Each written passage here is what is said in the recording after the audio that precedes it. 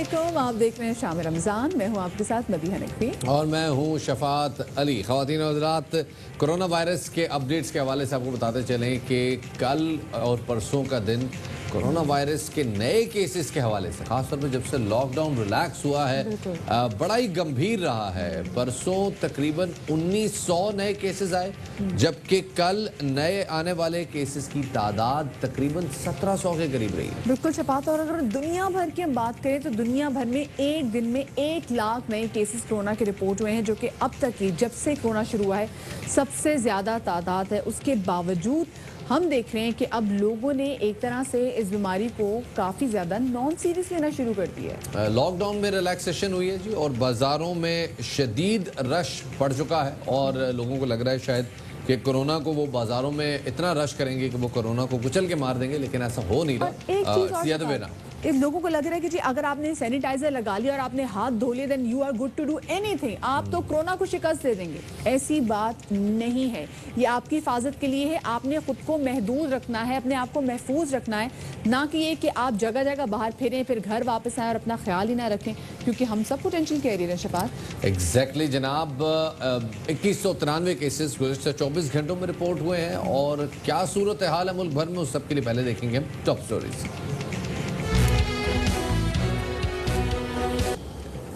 जी, तो अभी तो आपने जानी टॉप स्टोरीज, और सबसे पहले आपको बताते चलें कि वज़ीर आज़म की ज़ेर सदारत विफाकी काबीना का खुसूसी इजलास ख़त्म हो गया है। इस इजलास में शुगर इंक्वायरी कमीशन की रिपोर्ट का जायज़ा लिया गया। रिपोर्ट में चीनी के बेनामी खरीदारों का जिक्र भी शामिल है, और ज़राए के मुताबिक DGFIA और शुगर इंक्वायरी कमीशन के सरबराह वाजिद ज़िया की जानिब से विफाकी काबीना को रिपोर्ट पर ब्रीफिंग दी गई है। 200 से ज़ायद सफ़ात पर मुश्तमिल शुगर इंक्वायरी कमीशन की रिपोर्ट के साथ शुगर मिल्स मालिकान के बयानात भी लगाए गए हैं। इसके अलावा शुगर मिल्स ने कितनी चीनी पैदा की, कहाँ और कब फ़रोख्त की, इस सब की तफसीलात फॉरेंसिक ऑडिट में शामिल है। 200 सफ़ात पर मुश्तमिल ऑडिट रिपोर्ट भी वाजिद ज़िया साहब ने तैयार की, और अब जो ऑडिट है वो भी वाजिद ज़िया साहब की सरबराही में तैयार हुआ। और अब ये एक ऐसा इशू है जिसकी वजह से मेरे ख्याल में एक पहला मेगा स्कैंडल इस साल का ये चीनी का स्कैंडल था। हुआ कुछ हुए जो बहुत कुछ लोग जो इस हवाले से बैकग्राउंड से वाकिफ़ नहीं है कि हुकूमत पाकिस्तान ने NCC के इजलास में चीनी की एक्सपोर्ट ना करने का फैसला किया गया, लेकिन उसके बावजूद पंजाब हुकूमत ने एक्सपोर्ट करने का फैसला किया, और कुछ कंपनीज को एक्सपोर्ट पे सब्सिडी भी दी।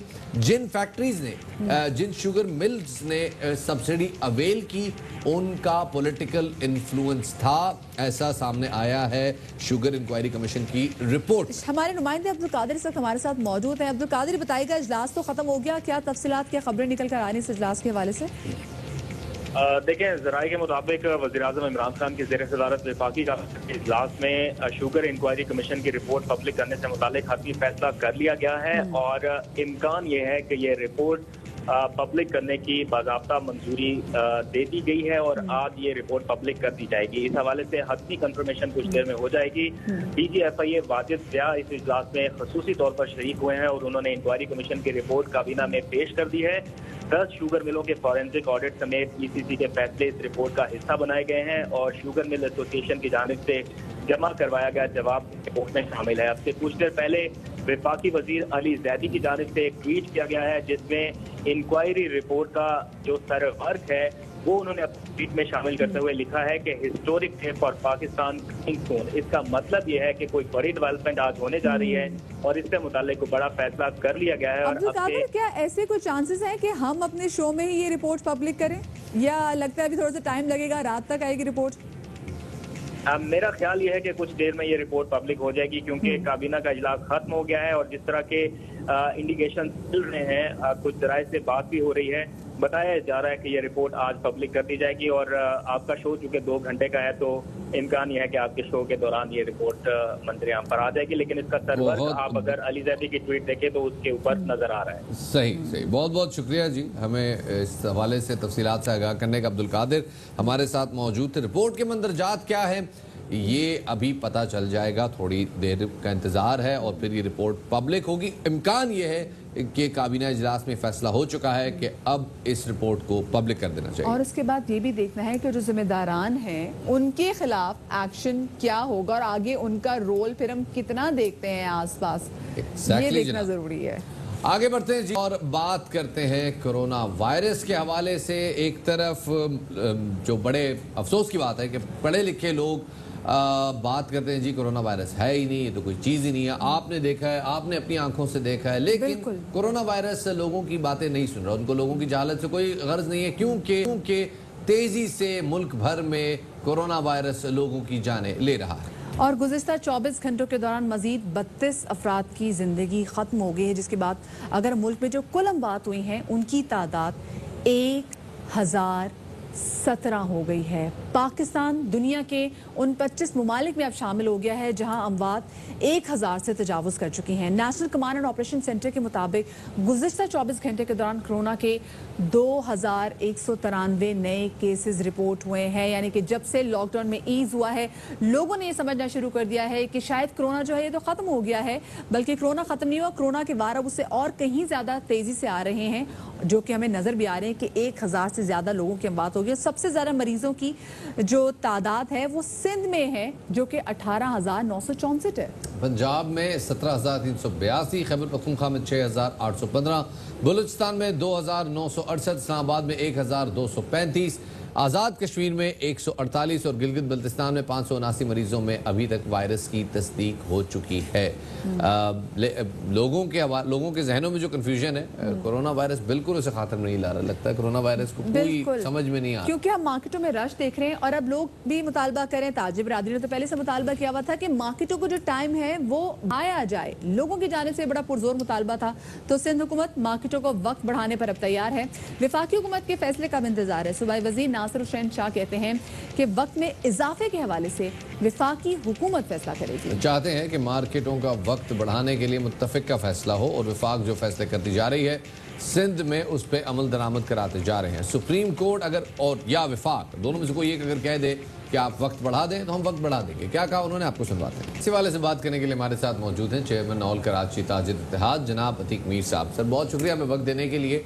सर अब ये बताइएगा कि आपकी जानिब से मुतालबा बड़ा जोर पकड़ रहा है कि सुबह 10 से रात 10 तक कारोबार की इजाज़त दी जाए, ये मुतालबा क्या सिर्फ ईद के जो अभी 4-5 दिन रह गए हैं रमज़ान मुबारक के, क्या ये सिर्फ इस हद तक है या आप चाहते हैं कि अब ओवरऑल यही शेड्यूल रखा जाए? देखिए हम समझते हैं कि ये जो शेड्यूल आपने सुबह 10 से रात 10 के बताया है, यकीनन अब तो इसका वक्त भी गुजर गया। हमने तो एक रिक्वेस्ट की थी जिसके जवाब में आपने नासिर हुसैन शाह का एक बयान दिखाया जिसमें उन्होंने कहा कि हम तो इजाज़त देने को तैयार हैं कि इफ्तार से रात 12 बजे तक ठंडे टाइम में जबकि रोज़ा भी नहीं होगा अवाम अपने बच्चों की अपनी ख़वातीन की ख़रीदारी कर सके। तो अब उसमें भी 2 से 3 दिन रह गए और ये कहा गया कि वफाक इसकी इजाज़त दे। देखिए ये हमारी इसलिए भी ज़रूरत बन गई कि दोपहर 4 बजे से पहले इतना रश मार्केटों में बढ़ जाता है कि उस पर SOPs पे अमल दरामद करवाना, लोगों को महदूद रखना या कोरोना के ख़तरात से बचाना तकरीबन नामुमकिन हो गया। आप मार्केटों में जाके देखें कि एक खातून अपने साथ 4, 6, 8 वो ख़वातीन को लेके आती है। उसने यानी इस ख़वातीन और बच्चों के लिए जो ख़रीदारी है उसकी वजह से मार्केटों में बहुत ज़्यादा रश है। कम वक्त होने की वजह से यही अगर तकसीम हो गया और रात के औकात में हमें अब भी 3 दिन दे दिए जाएं तो कदरे बेहतर, क्योंकि मौसम भी 40 डिग्री के करीब पहुंच गया तो ये जुल्म है, ज्यादती है। आप बिल्कुल सही कह रहे हैं अतीक साहब, क्योंकि दोपहर में गर्मी भी बहुत है, लोग रोजे के साथ भी होते हैं, लेकिन उसके बावजूद लोग शॉपिंग करने के लिए बाहर, कोरोना भी है लेकिन शॉपिंग करने के लिए लोग जरूर बाहर निकल रहे हैं। ये कोई पहली बार नहीं है, लेकिन अगर हम पिछले साल और इससे पिछले साल भी देखें तो जो आखिरी अयाम में रमजान मुबारक के मार्केटों में ऐसे ही रश होता है, चाहे 24 घंटे मार्केटें खुली रहें। कंट्रोल मैकेनिज्म आपका क्या होगा कि आप लोगों को कंट्रोल कैसे करेंगे, क्योंकि ये रश कम नहीं होगा चाहे हम 12 बजे तक भी ले जाएं। देखिए अब तो तकरीबन वक्त गुजर गया, मैंने कहा ना 2 से 3 दिन की बात है, यकीनी बात है। देखिए आप पिछले साल की अगर मिसाल लें तो पिछले साल चूंकि 30 दिन खरीदारी के थे और एक रिवायत है आखिरी अशरे में आपने भी खरीदारी की होगी कि ख़वातीन का एक शौक़ होता है कि आखिरी अशरे में बाहर निकलें और वो रात की रौनकें भी देखें। ये देखें इस वक्त कोरोना के एक खौफनाक माहौल में कदरे जहनी और नफ्सियाती दबाव से निकलने के लिए अगर 2-3 दिन हुकूमत दे दे तो कौन सा जुल्म हो जाएगा, कितना कोरोना बढ़ जाएगा। मान लिया, देखें गफलतें तो हुई हैं, आवाम से भी हुई हैं, ताजिरों से भी हुई है, लेकिन जब कम वक्त होता है और वही खरीदार वो ज़्यादा हुजूम मार्केटों की तरफ रुख करता है। अभी देखें जैसे 40 शॉपिंग मॉल्स खुलने से रश तकसीम हो गया, अब मार्केटों में पहले जैसा रश नहीं है, लेकिन अगर अब भी ये 2 से 3 दिन एक चीज़ मैं अतीक साहब आपसे पूछना चाहूँगा। मैं खुद मार्केट में कल मैंने विज़िट किया, मैंने 1-2 मार्केट्स देखी। मार्केट्स में ख़वातीन तो मौजूद हैं ही, बच्चे बहुत बड़ी तादाद में और गोद के बच्चे बहुत बड़ी तादाद में मौजूद हैं। ख़वातीन बेधड़क दुकानों में इंटर हो रही हैं। मॉल्स में तो मैं देख रहा हूँ कि गेट्स भी इंस्टॉल किए गए हैं और स्प्रे भी किया जा रहा है आने वालों पर, लेकिन जो बाजार है उनमें जो दुकानें मौजूद हैं उनमें रोका नहीं जा रहा, पूछा नहीं जा रहा। क्या प्लान है आपका उस हवाले से? ठीक कह रहे हैं आप, खुसूसन जो तंग गलियों में मार्केटें हैं और ज़्यादातर देखें छोटी छोटी गलियों में मार्केट है, जैसे सदर के इलाके में बाज़ार हैं, इसी तरह बाज़ार आरामबाग के इलाके के बाज़ार हैं, मोतनदास है, तो ये छोटी दुकानें हैं। यहाँ जब बहुत सारी खवातीन, बहुत सारे लोग दाखिल होते हैं। अतीक मीर साहब, मैं आपको यहाँ पे इंटरप्ट करना चाहूँगा। अहम खबर करते हैं डॉक्टर शहबाज गिल का एक ट्वीट सामने आया है जिसमें उनका कहना है कि आज काबीना इजलास में एक बात तय हो गई है, जब तक इमरान खान वजीर आजम है कोई अंधाधुंध गरीब को लूट नहीं सकता। शहबाज गिल ने अपने ट्वीट में ये भी कहा है कि वो वक्त आ गया है जब काबीना और वजीर आजम मिलकर गरीब दुश्मन इकदाम करते थे। शहबाज गिल ने कहा है कि सख्त प्रेशर के बावजूद कप्तान आज गरीब के लिए डट कर खड़े हुए हैं।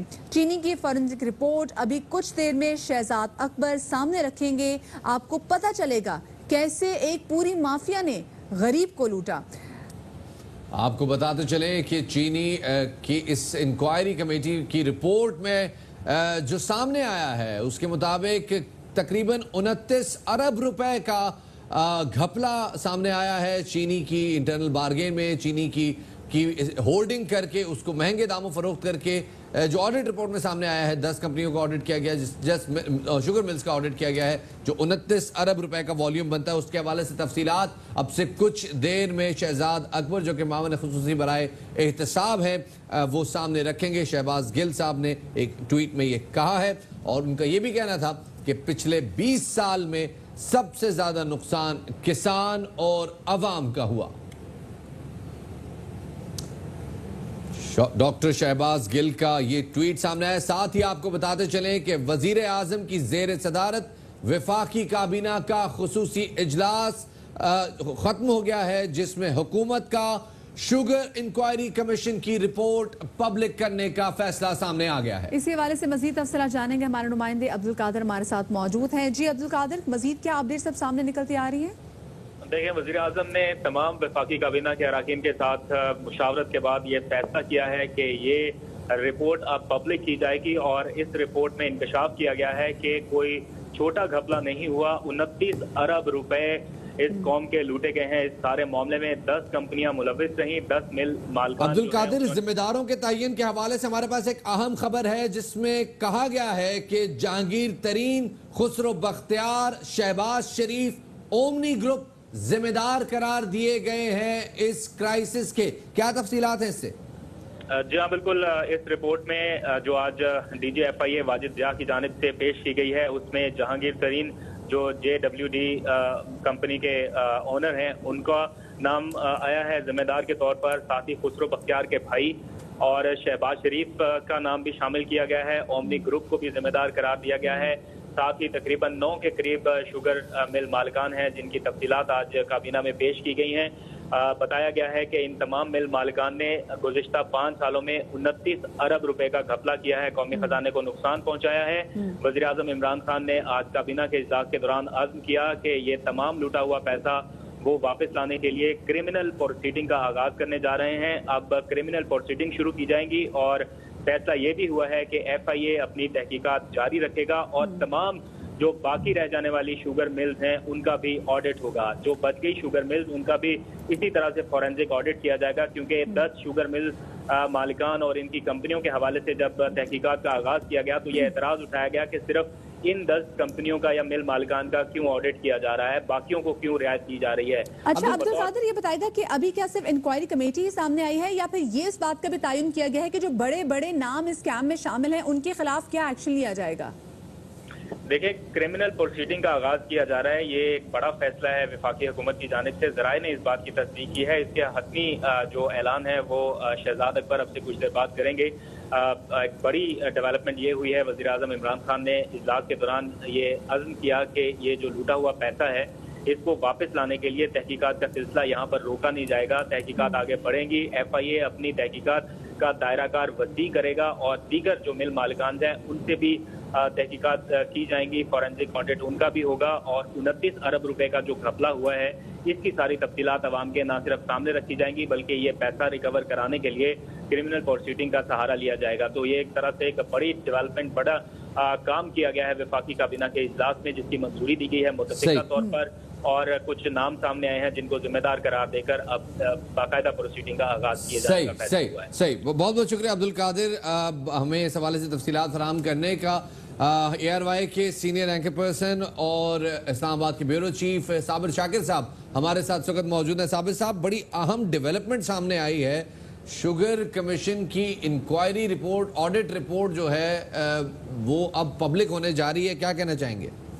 जी बिल्कुल, जो पहले रिपोर्ट आई थी वो भी पब्लिक कर दी गई थी और उसके बाद फॉरेंसिक ऑडिट का फैसला किया गया। फॉरेंसिक ऑडिट जब हुआ और उसके बाद फिर इस रिपोर्ट में जो अहम तरीन चीज़ है, वफाकी वज़ीर असद उमर साहब का स्टेटमेंट रिकॉर्ड किया गया, वफाकी मुशीर रज़ाक दाऊद साहब का स्टेटमेंट रिकॉर्ड किया गया, वज़ीर आला पंजाब को बुलाया गया, उनका स्टेटमेंट रिकॉर्ड किया गया, वो भी इस रिपोर्ट का हिस्सा है।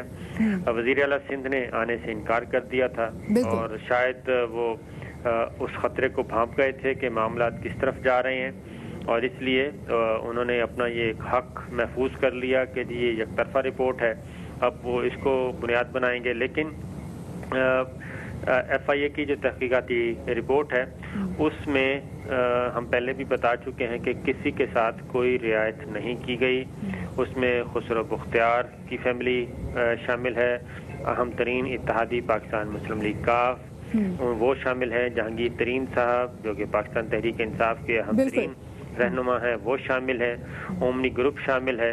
तो जिन इब्तदाई रिपोर्ट में जिन 9 मिलों का तयन किया गया था शुगर मिल्स का, उनमें से किसी को भी मिन्हा नहीं किया गया और वो उससे तहकीकात उससे आगे बढ़ी हैं। और इस दौरान मैं एक खबर दे दूं कि ये रिपोर्ट तकरीबन जी वज़ीर आज़म इमरान खान के पास 3 दिन से पड़ी है। ओके।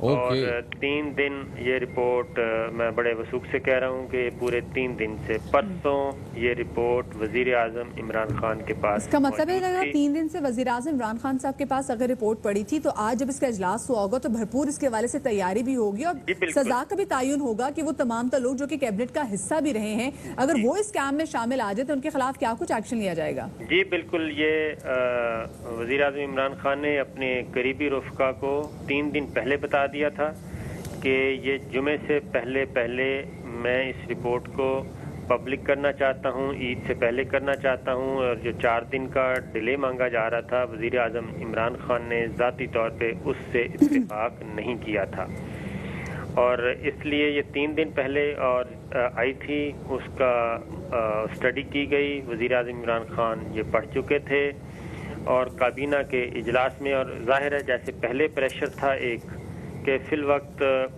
दरगुजर किया जाए, सरफ़ नज़र किया जाए, इस वक्त हालात नहीं हैं, ये हो जाएगा। आप कोरोना की वजह से एक एज मिला हुआ है हुकूमत को, वरना फिर आप मुस्लिम लीग काफ को अगर छेड़ेंगे तो वो भी एक पंजाब में मसला होगा। लेकिन वज़ीर आज़म इमरान खान और उनके जो करीबी साथी हैं, 3-4 लोग हैं, उनका ख्याल था कि नहीं, हमें वापस अपने असल बयानिए की तरफ ही रहना चाहिए और ये report without any delay public की जाए। इसलिए आज काबीना का हंगामी इजलास बुलाया गया और जो कुछ वज़रा को तो अनऑफिशियली पहले ही बता दिया गया था कि वो इस्लामाबाद को न छोड़ें। हाँ। और फिर ये कल रात जब ये फाइनल हो गया कि इस रिपोर्ट को पब्लिक किया जाएगा। साबिर साहब, एक चीज़ मैं चाहूँगा अपनी मालूमात के लिए, अगर आपके ज़ाहिर अभी तफसीलात तो सामने नहीं आई, लेकिन इसमें जो जिम्मेदारों को तयन किया गया है उसमें ओमनी ग्रुप भी शामिल है। तो ये चीनी का मामला तो खालिसतन पंजाब का मामला था, क्योंकि पंजाब ने ही सब्सिडी दी थी, सिंध ने तो सब्सिडी नहीं दी थी। तो ओमनी ग्रुप का पंजाब में क्या स्टेक है? हाँ जी, ये 5 साल का है जी। अच्छा। इब्तदाई तौर पे जो रिपोर्ट जो सिलसिला शुरू हुआ वो 2 साल का था, लेकिन उसके बाद वजीर आजम ने फैसला किया कि इसका दायरा कार बढ़ाया जाए और देखा जाए कि ये सिलसिला कब से शुरू है। सही। और जब मजीद 3 साल उसमें शामिल किए गए तो ये 5 साल की रिपोर्ट है टोटल। और पीछे किया गया तो 3 साल से ये प्रैक्टिस चली आ रही थी, और अगर इससे भी पीछे जाएंगे तो ये प्रैक्टिस बहुत अरसे से चली आ रही है कि शुगर मिल्स को सब्सिडी दी जाती है। साहब हमारे साथ मौजूद रहेगा। वज़ीर आज़म के मुआविन खुसूसी शहबाज गिल साहब हमारे साथ मौजूद हैं। शहबाज गिल साहब, बहुत शुक्रिया, आपने शामिल रमज़ान में वक्त दिया। ये एक बहुत बड़ा कारनामा है प्राइम मिनिस्टर इमरान खान की इस गवर्नमेंट का कि उन्होंने एक बहुत बड़े स्कैम के हवाले से इंक्वायरी कमेटी, जो उसके कमीशन बैठा, फिर जो रिपोर्ट आई वो रिपोर्ट अभी पब्लिक करने जा रहे हैं। सबसे पहले तो मैं इस पर आपसे कॉमेंट लेना चाहूँगी। जी, बहुत शुक्रिया आपका। देखिए, ये एक लैंडमार्क डिसीजन है। ये आज पाकिस्तान में एक नई तारीख रकम हो रही, इसलिए नहीं कि मैं इस हुकूमत को रिप्रेजेंट करता हूँ, इसलिए कि ये वाकई पूरी पाकिस्तानी कौम के लिए आज फख्र का मकाम है कि पाकिस्तान में किसी वज़ीर आज़म ने पहली दफ़ा कोई इतना मुश्किल फैसला किया, जिसमें इवन ये भी धमकियां दी जा रही थी कि ये हो जाएगा और वो हो जाएगा, लेकिन किसी चीज की परवाह किए बगैर अपने किसी इंटरेस्ट की पॉलिटिकल, जाती इंटरेस्ट तो उनका कोई है ही नहीं, लेकिन किसी पॉलिटिकल इंटरेस्ट को भी बालाए ताक रखते हुए, अपनी हुकूमत के किसी खतरे को भी बालाए ताक रखते हुए उन्होंने ये फैसला किया कि वो हर सूरत गरीब का तहफ़्फ़ुज़ करेंगे, क्योंकि इसमें किसान को लूटा, इसमें आवाम को लूटा। और ये जो 29 बिलियन की सब्सिडी है ये पिछले 5-8 सालों में, इसमें सिर्फ 2 बिलियन इस हुकूमत में हुई, बाकी तो सारी पिछली हुकूमतों में हुई। तो इसकी जो रिपोर्ट की डिटेल्स हैं वो बैरिस्टर शहजाद अकबर अभी थोड़ी देर में आपके सामने रखेंगे, उस पर मैं बात नहीं करूंगा। लेट हिम टॉक, बिकॉज वो आपके सामने इसकी सारी डिटेल रखने जा रहे हैं। हमारे वज़ीर इत्तलात शिबली फराज साहब भी होंगे, तो वो दोनों आपके साथ ये शेयर करने जा रहे हैं। लेकिन मैं इसकी जो पॉलिटिकल कॉनोटेशन है, जो कुछ इसके माजी में हुआ, जो प्रेशर था प्राइम मिनिस्टर के ऊपर, जो प्रेशर था हमारे दूसरे लोगों के ऊपर जो इसको इन्वेस्टिगेट कर रहे थे, वो ट्रेमेंडस था। और ये कोई, मैं आपको, क्योंकि मैं देख रहा था इसको करीब से, मैं आपको ये बता सकता हूँ काबीना में बैठे हुए भी या वैसे भी, कि ये कोई और प्राइम मिनिस्टर इसके बारे में सोच भी नहीं सकता। मैं इस बात को एंडोर्स करता हूँ शहबाज गिल साहब, ये वाकई एक बड़ा इकदाम है, और मैं चाहूंगा कि इसकी मैं वजूहात भी आपसे पूछूं कि इस रिपोर्ट का बज़ाहिर तहरीक इंसाफ को, हुक्मरान जमात को सियासी नुकसान हो सकता है, लेकिन उसके बावजूद इस रिपोर्ट को पब्लिक करने का फैसला किया जा रहा है। मैं उसके अवामिल कुछ पूछना चाहूंगा, क्या ऐसे अवामिल हैं, क्या ऐसे हालात हैं जिनकी बिना पर इस रिपोर्ट को पब्लिक करने का फैसला किया जा रहा है? देखिए, इसके जो अवामिल हैं, इसकी जो तमाम तफसीलात हैं, जैसे मैंने पहले आपको बताया कि वो बैरिस्टर शहजाद अकबर और जो वज़ीर इत्तलात हैं शिबली फराज साहब, वो आपके सामने रखेंगे। उस पर मैंने जैसे आपको पहले बताया कि इसकी किसी डिटेल पे मैं बात नहीं करूंगा, सिर्फ आपको ये बता रहा हूँ कि ये आपके सामने अभी थोड़ी देर में प्रेस कॉन्फ्रेंस पे रखेंगे और पूरी डिटेल आपको बताई जाएगी। अच्छा शहबाज, अभी थोड़ी देर इंतजार कर लीजिए और इसको हाल बड़े बड़े नाम तो अब सामने आ गए हैं, तो क्या जो आज हंगामी इजलास तलब किया गया है उसमें अब इस चीज का भी तयन किया जाएगा कि इनका आगे मुस्तकबिल क्या होगा जिन्होंने स्कैम में हिस्सा लिया था? जैसे मैंने आपको पहले बताया कि नामों के बारे में या कंटेंट के बारे में मैं आपको कोई तफसील नहीं दे सकता। वो वज़ीर इत्तलात शिबली फराज साहब और बैरिस्टर शहजाद अकबर देंगे और बहुत थोड़ी देर में आपको देंगे, तो थोड़ा सा इंतजार कर लीजिए। चलिए, बहुत बहुत शुक्रिया जी। डॉक्टर शहबाज गिल साहब हमारे साथ मौजूद थे, साबिर शाकिर साहब हमारे साथ मौजूद थे। ख़वातीन हज़रात, आपको बताते चलें कि वज़ीर आज़म की सरबराही में जो आज काबीना का खुसूसी इजलास किया गया वो अब ख़त्म हो चुका है और रिपोर्ट पब्लिक करने का हतमी फैसला हो चुका है, जो कि अब से कुछ देर में मुआवने खुसूसी बराए एहतसाब उस हवाले से तफसीलात साहब और साथ में शिबली फराज साहब जो कि विफाकी वजीर बराए इत्तलात हैं, वो हमारे सामने पेश करेंगे। इस पूरी जो जैसे डेवलपमेंट होगी हम आपको अपडेट करते रहेंगे, लेकिन अब एक छोटी सी ब्रेक का वक्त हो रहा है, हमारे साथ रहिएगा।